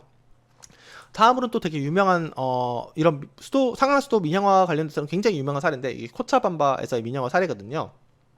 여기 이제 볼리비아에 있는 데인데 볼리비아 자체가 이제 남미에서 가장 가난한 나라 중 하나라고 해요. 그래서 인구의 한 3분의 2 정도가 이제 빈곤선 아래에 위치하고 있는데 이 코차밤바 코차밤바는 그 중에서도 좀 되게 가난한 지역이었던 것 같아요. 그래서 한 주민들의 한 40% 이상이 수돗물의 혜택을 받지 못하고 있고요. 가난한 사람들이 이제 불법 근교지에 살면서 이제 식수나 생활수를 이제 물 행상인들에게 이제 사다 보니까 오히려 더 물값을 비싸게 내고 있는 그런 상황이 벌어지고 있었다고 해요. 그래서 그거에 대해서 좀 더 자세히 말씀드리면은 예를 들어서 우리가 이제 상수도를 건설한 사람이라고 칠게요. 그래서 우리가 이제 댐을 건설했고 이제 물을 공급하려면 파이프를 건설해야 되니까 파이프를 뚫어야 되는데 파이프를 하나는 대도시에 뚫을 수 있고 하나는 산간 마을에 뚫을 수 있다고 할게요. 우리가 뭐 둘 다 뚫으면 물론 좋지만 이제 돈이 없어서 이제 둘 중 하나만 뚫을 수 있다고 가정을 할게요. 그럼 어쨌든 우리가 대도시에 뚫는 방향이 있고 산간 마을에 뚫는 방향이 있는데 어디로 뚫을까요? 그러면은 당연히 대도시가 인구도 많고 산업 기반도 많은 반면에 산간 마을 같은 경우는 인구도 적고 산업 기반도 적으니까 여기에 뚫지 않고 여기에 뚫는 게 당연히 맞겠죠. 예. 당연히 우리가 뭐 한 군데 뚫을 수 있으면 대도시로 물을 보내는 게 맞을 거예요. 근데 문제는 뭐냐면은 주로 대도시에 사람들이 부자죠. 그리고 한강 마을에 사는 사람들이 주로 이제 가난하고 못 사는 사람들이죠. 그러면은 부자들에게 더 싼 값으로 수돗물을 공급하고 이 가난한 사람들에게 수돗물을 공급하지 않는 그런 상태가 되는 거예요. 그러니까 부자들은 수돗물을 공급받으니까 되게 싸요. 근데 이 가난한 사람들은 물을 공급받지 못하니까 물 행상에 의존해서 쉽게 말하면 우리가 말하는 생수를 이제 사 마셔야 되는 입장이 된 거죠. 그러니까 가난한 사람들이 뭐 더 이제 물값을 더 부자보다 더 많이 지불해야 되는 그런 상황이 발생하게 된 거고 위에 이제 볼리비아 코차밤바 지역도 마찬가지 상황이 발생하게 된 거예요.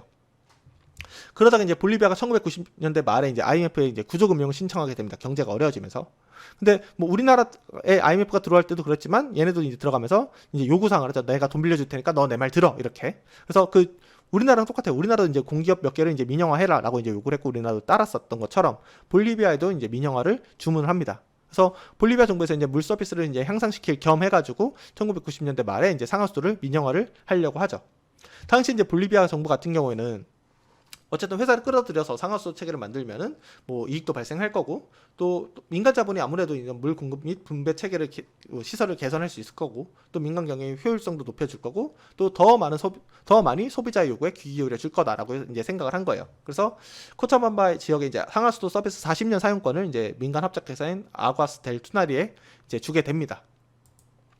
근데 어쨌든 이 아과스 델 투나리가 들어와가지고 되게 좋은 일을 해요. 파이프를 새로 매설하고 새로 저수집하고 수력발전댐 건설하고 이런 여러 가지 좋은 일을 합니다. 근데 어쨌든 이게 공짜로 하는 게 아니죠. 당연히 이 비용을 충당하기 위해서 상수도 요금을 올려요. 근데 이 올리는 게 조금 올리는 게 아니라 엄청나게 많이 올려서 이제 당시에 문제가 됐었죠.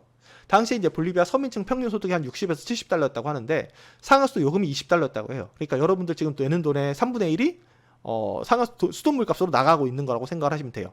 이렇게 수돗물 값이 워낙 많이 오르니까 사람들이 이제 물을 얻기 위해서 이제 근처 이제 연못이나 뭐 강으로 이게 물을 퍼러 간다던가 뭐 빗물을 모으러 간다던가 뭐 이런 여러 가지 일을 하는데 수도요금이 너무 높아서 이제 소년이 물들어 이제 강에 갔다가 악어한테 물려 죽는 사고가 발생하게 됩니다.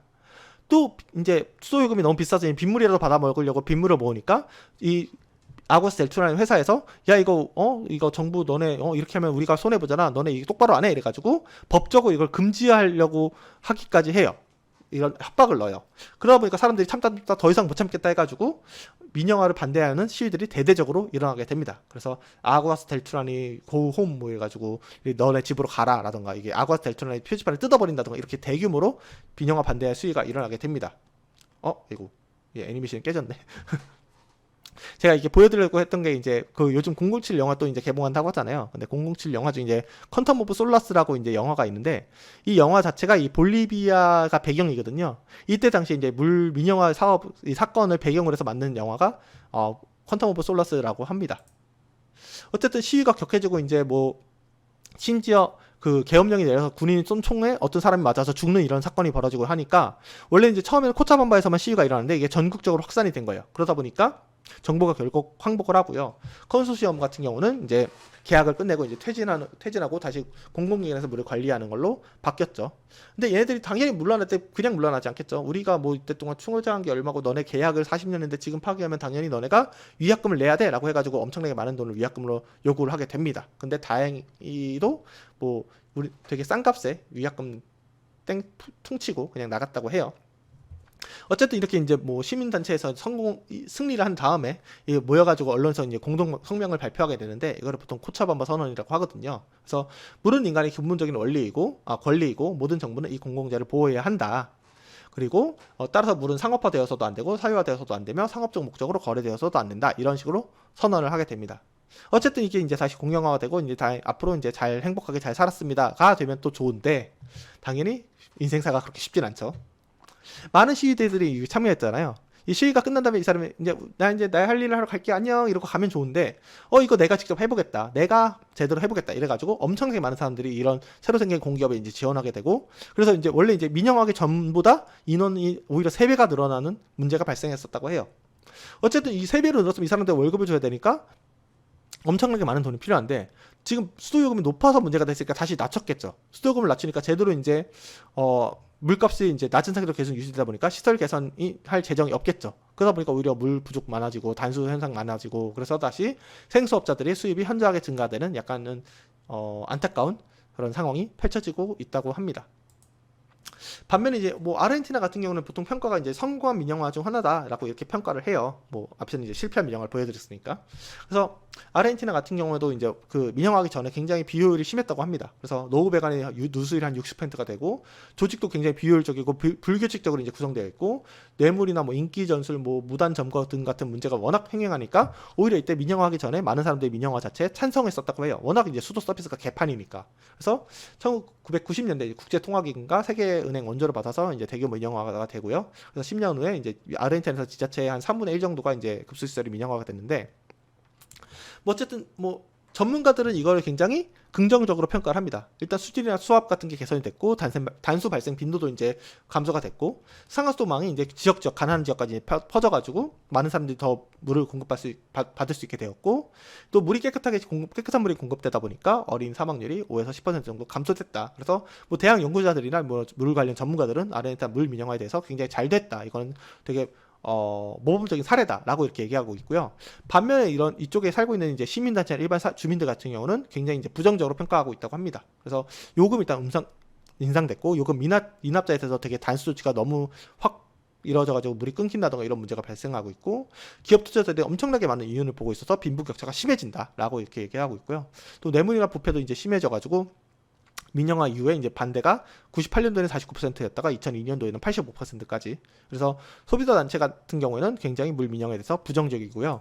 그래서 이 물 민영화를 이제 비꼬거나 이제 반대하는 이런 여러 가지 뭐 만평들이 나온다던가 아니면 실제로 사람들이 나와서 시위를 한다던가 이런 일도 벌어지고 있다고 합니다. 그러니까 물 관련된 전문가들의 보는 입장과 그 안에서 실제 살고 있는 시민들의 입장이 이 민영화를 바라보는 입장이 굉장히 다르다고 볼 수 있죠. 어쨌든 민영화를 찬성하는 입장에서는 민간 자본의 접근이 용이하기 때문에 수도 시설 처음 질 때 뭐 댐 짓고 뭐 파이프 깔고 정수 처리장 짓고 하려면 엄청난 비용이 드는 거 이거를 쉽게 이제 자금을 끌어올 수 있다. 그래서 특히 개발도상국 같은 경우는 돈이 특히 없기 때문에 민영화를 통해서 이런 거를 빨리 해야 사람들이 깨끗한 물을 공급할 수 있다. 이런 식으로 해서 찬성하는 입장도 있고요. 또 고지적인 개발도상국의 정부 부패로 인해서 뭐 민영화하겠다고 공적자금 100원 마련했는데 너 띄어먹고 나 띄어먹고 하다 보니까 뭐 10원으로 민영화 뭐 지어야 되는 뭐 이런 문제들이 뭐 발생하게 되니까 이걸 아예 민간에 맡겨버리면 이런 부정부패가 발생하지 않게 된다. 이래서 이걸 민영을 해야 된다. 뭐 이런 식으로 찬성을 하기도 하고 또 적절하게 가격을 측정해서 이걸 효율적으로 하고 뭐 유지관리 비용을 마련할 수 있다. 뭐 따라서 민영화해야 된다. 뭐 이런 식으로 찬성하는 입장은 여러 가지 이런 입장이 있고요. 그래서 우리나라에서도 뭐 대전시에서 상수도 민영화를 뭐 했다가 좀 논란이 되고 있죠. 반면 이걸 반대하는 사람은 한 두 가지 정도 이유가 있는데 첫 번째는 이제 총비용 회수의 문제예요. 그래서 어쨌든 우리가 기업을 할 때 기업의 목적은 이윤 추구잖아요. 그러니까 상수도 시설을 건설했을 때 물론 뭐 공적 기업 정부에서 이걸 하면은 최우선 목표가 안전한 물을 뭐 싼 값에 공급하는 게 최우선 목표가 될 거예요. 근데 이걸 민영하다 보면은 안전한 물을 최대한 많은 사람에게 공급하자는 목적보다는 이윤을 추구하는 게 우선적인 목적이 되겠죠. 근데 이윤을 추구하는 또 물론 중요하지만 일단은 손해보지 않는 게 기업 입장에서는 굉장히 중요하잖아요. 그래서 최소한의 원금은 찾자 해서 총 비용을 일단 회수하자 이런 목적이 굉장히 강해지고 그 목적에 맞게 이 상하수도 시스템이나 이런 회사를 운영하게 됩니다. 그래서 보면은 일단은 이게 밑에 게 이제 비용이고 위에 게 수익이라고 보면은 당연히 처음에 이제 뭐 댐 짓고 뭐 파이프 깔고 뭐 정수장 짓고 하려고 하니까 대규모 시설 비용이 투자가 되겠죠. 어쨌든 이걸 이제 회수하려면 이제 수도 요금을 이제 매번 일정하게 받아서 뭐 10년, 20년, 30년, 40년에 걸쳐서 이렇게 비용을 받고 이걸 통해서 이윤을 뭐 총 비용도 회수하고 이윤도 창출하고 뭐 이런 식으로 할 건데 이게 보통 이루어지는 게 개발도상국이잖아요. 개발도상국은 이게 정치적으로 굉장히 불안하다 보니까 언제 쿠데타가 날지 모르고 언제 전쟁이 날지 모르고 언제 우리가 쫓겨날지 모른다는 생각을 회사 입장에서 하게 되는 거죠. 불안하니까 리스크가 크니까. 그래서 이렇게 원래 뭐 안전한 뭐 이런 선진국 같은 데서 하면 이런 불안이 적으니까 한 20년 동안 우리가 회수한다라고 볼 수 있으면은 이런 개발도상국에 가서는 언제 이게 우리가 쫓겨날지 모른다고 생각을 하니까 이걸 10년 안에 다 회수해야 된다라는 마인드로 이렇게 접근하게 되는 거예요. 그러면서 이걸 빨리 회수해야 되니까 수도요금이 올라가게 됩니다. 그러다 보니까 기업은 총비용 회수 목적에 맞게 운영할 경우 이제 물값을 큰 폭으로 올릴 수밖에 없는 거고요. 이 올리는 정도가 심지어 선진국에서 비용을 내는 것보다 더 높게 올리게 돼 있어요. 이건 기업의 기업의 운영 목적에서 어쩔 수 없는 부분도 있습니다. 이거는. 따라서 가난하고 낙후된 공동체일수록 민영화 이후에 수도요금이 더 큰 폭으로 올라가니까 더 어려워지는 거예요. 그래서 이거 관련해서 이제 유명한 말이 있는데 오스카르 올리베라라고 이 사람이 이제 코차밤바에서 아까 그 시위할 때 했던 시위의 리더격인 사람 중 한 명이에요. 이 사람이 나중에 이제 항의를 하기 위해 세계은행을 찾아가는데 세계은행에 가서 이제 하는 말이 워싱턴에 거주하는 잘 사는 사람들은 가구당 한 달에 $17씩 수도요금 낸다. 그런데 왜 코차밤바의 가난한 사람들에게는 20에서 30달러를 받아가야 했냐라고 이렇게 의문을 제기합니다. 뭐 딱 그냥 봤을 때는 굉장히 맞는 말이죠. 여기 부자 사람한테 돈을 더 조금 받고 가난한 사람들에게 물값을 더 비싸게 받는 게 말이 되냐라고 얘기를 하는 거예요. 근데 이거는 정부에서 이 수도 공급 시스템을 운영했을 때 당연히 이게 말이 안 되는 건데 기업이 얘를 운영한다 했을 때는 이게 굉장히 오히려 합리적인 게 되는 거죠. 왜냐하면은 워싱턴에서 물 공급 사업을 한다 그러면 굉장히 사업이 안정적으로 되니까 우리가 굳이 뭐 짧은 시간 안에 엄청나게 돈을 끌어당겨야 되는 그런 이유가 없잖아요. 그러니까 요금을 낮추면서 장기적으로 요금을 받을 수 있는 반면에 이런 개발도상국 같은 경우는 언제 무슨 일이 터질지 모르니까 요금을 더 높여가지고 빨리 얘를 회수해야 된다는 입장이 되는 거죠. 네. 그래서 이런 총비용 회수 문제 때문에 수도요금이 굉장히 큰 폭으로 오르게 되는 이런 문제가 하나가 있고요. 또 하나는 이제 당연히 독과점 문제인데 회사 A라는 곳에서 이제 와서 설치를 했다고 칠게요. 그러면 엄청나게 당연히 많은 초기 대규모 투자 비용이 들고 이걸 이제 엄청나게 이제 꾸준히 비용을 통해서 회수를 하겠죠. 근데 이 사업이 굉장히 좋아 보이면은 어떤 회사 B가 들어와서 똑같이 할 수도 있겠죠. 그래서 똑같이 초기 비용을 내고 이 수익을 얻으려고 하는데 이 물 수요가 뭐 회사가 2개 들어온다 해서 수요가 올라가거나 이런 사업이 아니잖아요. 이 두 회사 모두 그러면은 수익이 줄어들겠죠. 뭐 간단히 얘기해서 50%가 나겠죠. 이제 한 회사가 먹던 걸 두 회사가 먹으니까. 그러면 회사 B 입장에서는 내가 이거 벌려고 여기 요 돈 이 엄청나게 비싼 초기 투자 비용을 쓰냐 하면서 안 들어와 버리게 되는 거예요. 그럼 자연스럽게 회사 A가 독과점을 하게 되고 회사 A가 독과점을 하니까 되게 마음대로 사업을 운영할 수 있겠죠. 이렇게 상수도 같은 경우에는 초기 투자 비용이 엄청나기 때문에 얘를 이제 중간에 끼어들어서 사업하는 게 굉장히 어렵습니다. 그래서 사업을 혹시라도 끼어들어서 사업을 하는 경우에는 수익이 줄어들기 때문에 총 비용을 회수하는데 엄청나게 오랜 시간이 걸리게 돼요. 따라서 물공급 산업이 이렇게 자연스럽게 독점이 되고, 독점이 되면 오히려 시장 체제로 했을 때의 장점은 없어지고 부작용만 더 커지는 그런 사태가 벌어지게 되는 거죠. 어쨌든 이 코차밤바를 계기로 해서 물 관리를 옹호하는 선언들이 늘어나기 시작을 했어요. 그래서 2000년에 코차밤바 선언에서 물은 전 세계 권리자 공공재이다라고 해가지고 전 세계적으로 이제 물에 대해서 이제 시장이냐 권리냐라는 논쟁을 촉발시키게 된 계기고요. 2002년 유엔의 경제사회문화적권리위원회에서 채택한 일반 논평 15호에 보면은 물에 대한 권리를 독립적인 인권으로 인정을 하고 있습니다. 그래서 물에 대한 권리를 개인과 가정이 사용을 위해 충분하고 안전하며 용인될 만하고 물리적으로 접근 가능하며 감당할 만한 물로 정의를 하고 있어요.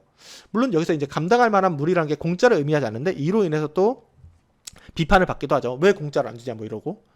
근데 이거는 뭐 또 일단 뭐 논쟁이 있는 부분이기도 하고요. 또 2010년도 유엔 총회 같은 경우에서는 뭐 깨끗하고 안전한 식수 및 위생 설비에 대한 권리를 생명과 모든 인권을 충분히 증기하는데 불가결한 인권위로 선언한 결의안을 채택했다고 해요. 근데 뭐 마찬가지로 미국, 영국, 캐나다, 일본 같은 뭐 몇몇 선진국들은 최종 표결에서 기권했다고 합니다. 그리고 이런 물 민영화에 맞서서 이걸 해결하기 위한 또 여러 가지 방법들이 있는데 인도 같은 경우는 아예 사법부가 개입한 그런 사례가 있다고 해요. 그래서 인도 북부에 여기 이제 위치한 뭐 우타르프라데시주에서 이제 발생한 사건인데 1998년에 알라바하드 변호사협회 부회장인 시리 가르그란 사람이 물 공급이 이제 문제가 있다. 이거 시스템 이상하다 해가지고 아예 소송을 내고요. 이 주심 판사였던 마칸다 카추 이 사람이거든요. 이 사람이 시설을 해보고 이거 진짜 문제가 있네 해가지고 물 공급을 이제 안전하게 보장해라라고 아예 사법적으로 판결해버린 그런 사례예요. 그래서 재판 과정에서 이제 제대로 이제 관리가 되고 있지 않고 제대로 투자가 되고 있지 않음이 이제 밝혀졌고요. 그래서 이 판사는 이제 물 공급 보장하라는 판결과 동시에 최소 2주에 한 번씩 정기적으로 모일 것을 명령했다고 합니다. 반면 이제 남아공 사례인데 남아공 같은 경우는 여러분들 뭐 많이 아시죠? 뭐 여기 있는 위치고 뭐 월드컵까지 했었죠. 그래서 뭐 아무래도 이런 멋있고 이제 넬슨 만델라 대통령도 되게 유명한 사람인데 이 남아공 같은 경우에는 이제 아예 헌법을 개정하면서 헌법 내에서 물 관련된 권리를 명시를 해요. 그래서 헌법을 구체화하기 위해서 이제 가구당 기본물이란 걸 제공하는데 간단히 얘기해서 뭐 1인당 25리터 아니면 가구당 월 6,000리터까지는 아예 수도요금을 받지 않습니다. 그래서 수도요금은 그 이후부터 부과가 되는 식으로 이제 물 관리를 하고 있죠. 뭐 근데 사실 이런 시스템 잘 해가지고 여기가 물을 뭐 안전하고 풍족하게 쓸 수 있으면 굉장히 좋은데 사실 남아공 같은 경우도 물 부족 문제가 굉장히 심각한 그런 지역 중 하나예요. 그래서 이런 권리에 대해서 아마도 재검토가 이루어지고 있지 않을까라고 생각을 하고 있습니다. 마지막으로 이제 라오스 사례인데 라오스 같은 경우는 아예 이거를 이제 이중으로 하고 있어요. 그래서 이제 지하수를 퍼올리면은 정수장에서 이제 처리를 해가지고 수도관을 통해서 이제 집에 공급을 하는데 이거는 이제 비음용입니다. 그래서 이거 같은 경우는 싼 값으로 이제 제공을 하고 있고요. 일부는 고도청 수처리장으로 가서 정부나 민간이 얘를 이제 생수 형태로 만들어서 이제 배달하는데 이거는 좀 이제 생수 팔듯이 비싼 가격으로 팔고 있는 거죠. 그러니까 주민들에게 이제 안전한 물을 공급할 인프라가 없으니까 민영화를 통해서 이제 외부 자금을 끌어들이는 게 이제 전체적으로 끌어들이지 않고 딱 수돗물을 통해서 비음용용은 이제 정부가 하되 이 민간에서는 이제 마실물 같은 경우는 민간을 어느 정도 참여시켜서 마실물에 대해서만 이렇게 정부와 민간이 같이 하고 있는 뭐 이런 형태로 하고 있다고 합니다. 그래서 오늘 준비한 수업은 여기까지고요. 다음 시간에 실시간 수업 할 거고 그 다음 시간에 중간고사 볼 거고 그 다음 시간에 또 실시간 수업한다는 거 꼭 기억하시기 바랍니다. 수고하셨습니다.